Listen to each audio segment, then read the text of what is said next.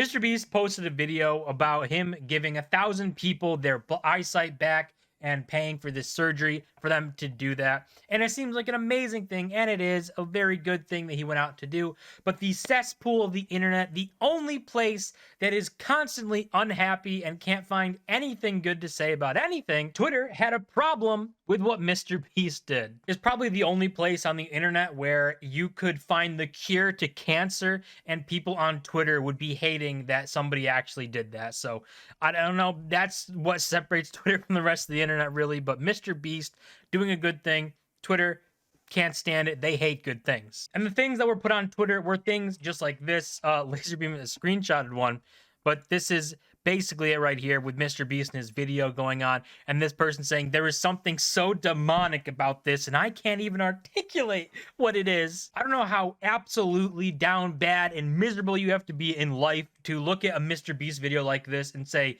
you know, that's terrible. That is terrible. He should have never done it. I don't know how you can even think that way. And this was basically the entire take of Twitter. Like, MrBeast could have ended World Hunger, and Twitter would say, yeah, but he's just doing it for the views. He's actually evil. And the real sad part is there are people that think like that. Like, they are actually think that that's the right way to think about this, and say just because MrBeast posted a video about it, of him doing this, is why it's the terrible thing. Because if he couldn't post videos, he wouldn't do it.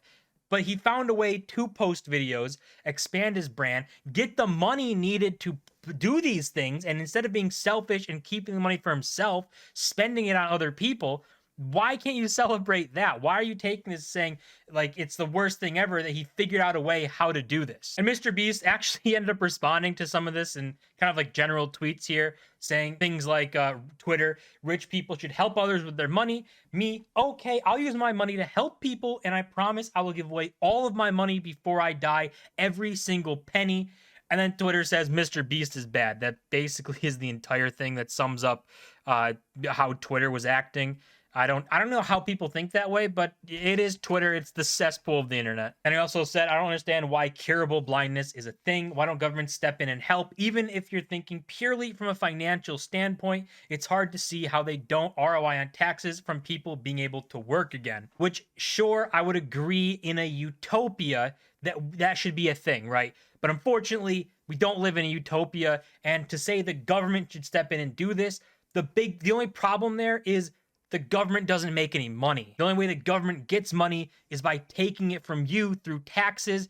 And we've seen time and time again that anything the government gets involved with turns to absolute garbage. Look at the student loan crisis. It's only this much of a problem because the government stepped in and did something with it. Everything that the government touches, it turns to trash. I mean, you can see here, just looking at this debt clock, right? You think that the US government, they take in 4.6 trillion with a T dollars every single year, and they spend over $6 trillion every single year. They have a deficit of $1.4 trillion.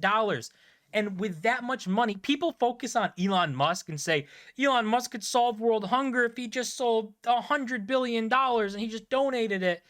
But the government takes in over $4.5 trillion every single year, and they spend $6 trillion every single year, and there's still nothing. They're not solving anything. So if you're looking at billionaires and saying, billionaires, if we just stole their money, everything would be great. The US government has $4.5 trillion every year they take, and nothing is solved. But to bring this back to MrBeast and this drama going on that shouldn't even be happening, this right here is a perfect example of the opposites, right? Of what MrBeast is and what Lasanabi is. This guy LARPs on Twitch as a socialist because it makes you feel good for watching. It makes you feel like he agrees with you and he's all for you. And he can get you to pay attention to him, which makes him money. But he doesn't say that. He says what you want to hear, but he doesn't do it.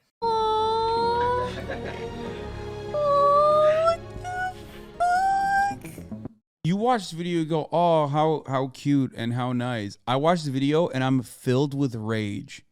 What's wrong with you? That we shut off access to a 10-minute procedure because we paywalled it and decided that like some people just simply can't get it.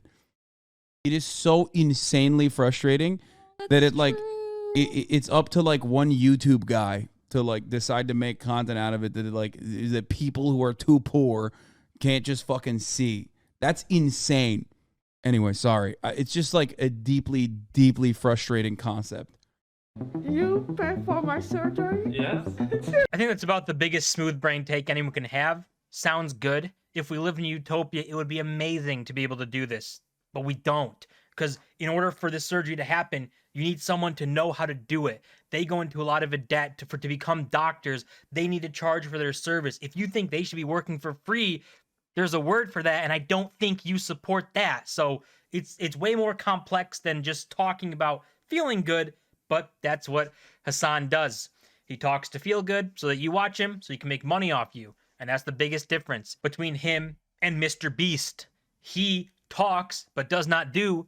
MrBeast talks a bit, but does a whole lot more. And we'll end it off with this, because I think this tweet sums it up pretty ideally, word for word, how it just feels like comparing like Hassan and MrBeast and all these rich people that talk well. There's tons of YouTubers who have millions and millions of dollars who talk great, but they do nothing. And he says, let me be exceptionally clear. If you're a fan of rich people like Hassan for preaching ideology while helping no one, but you demonize rich people like MrBeast for helping people without preaching ideology, you are showing the world what your priorities really are. Which, talk is cheap, actions speak louder than words. Those are phrases for a reason, because they stand true. If you actually value something and you actually go do it, way more respect for you. If you simply talk about something and do nothing, I mean, that's worthless. So the only place on the entire internet that is even capable of coming up with these smooth brain arguments is Twitter. After all, that is basically what it's known for. I think MrBeast doing these things, even if it's for growing his brand and making some ad rev, which he actually loses money. He said he lost like $1.5 million per MrBeast video last year, which is crazy. But even if he's doing all this stuff just to grow his brand that allows him to do more better things and help more people, I don't know how you can have a problem with that. He started his channel very humbly, just trying to come up with viral ideas, and grew up his channel, grew as YouTube did, and as his channel grew and as more money he got, and he found ways to be able to go out, even from early days in his channel, go out to sponsors and say a better video would look $10,000 giving it to a homeless person or someone who needs the money, and he got a sponsor to give him that money. That's what he talked up the money for, not for himself, but for somebody else, and he's been like that since the very beginning of his channel. I think we should celebrate that MrBeast found a way to help thousands, hundreds of thousands of people, maybe even at this point, help those people, while also creating a brand and being able to grow at the same time, which allows him to help even more people. But that's going to do it for this video. As always, remember to smash the like button and subscribe, and I'll see you guys in my next video.